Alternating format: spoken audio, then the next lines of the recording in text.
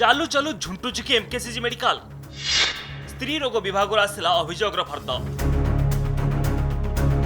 सुरक्षा कर्मी नहीं डाक्तर पर्यंत एमकेसीजी मेडिकल स्त्री रोग विभाग आसी सांघातिक अभियोग विभिन्न कर्मचारी दुर्व्यवहार करने सह विभिन्न क्षेत्र में टंका मागुवा नहीं अभियोग आनी आशा दीदी माने एने गंजाम जिलापाल एसपी नहीं उच्च पदस्थ अधिकारी को सेमाने लिखित भाव जणाइछन्ति एथिसह मेडिकल अधीक्षक को भेटी दुर्व्यवहारकारी विरोध में दृढ़ कार्यानुष्ठान नेबाकू दाबी करिछन्ति।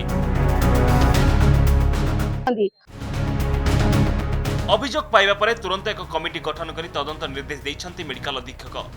आशा दीदी होउछन्ति स्त्री रोग विभाग मेरुदंड तेणु सेमानक क्षेत्र में एभली व्यवहार बरदास्त कराजिबा नहीं उपयुक्त प्रमाण मिलिले दृढ़ कार्यानुष्ठान नियाजिबो।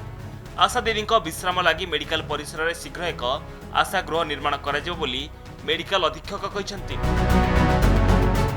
जदि एभली किछि आसे भविष्य में जीए बा हो जदि कौन बेनियम काम करता है ता विरुद्ध में निश्चित भाव में दृढ़ कार्यानुष्ठान ग्रहण करते यह ग्रहणीय नुह एवं एमकेसीजी मेडिकल कॉलेज हॉस्पिटल यह बर्दाश्त कर चिकित्सा अग्रगति करने सह व्यवहार रे मार्जित हवा आवश्यक तेबे जाई स्वास्थ्य सेवा रे उन्नति आसपार आउ मेडिकल कर्तृपक्ष दृष्टि देवा जरूरी।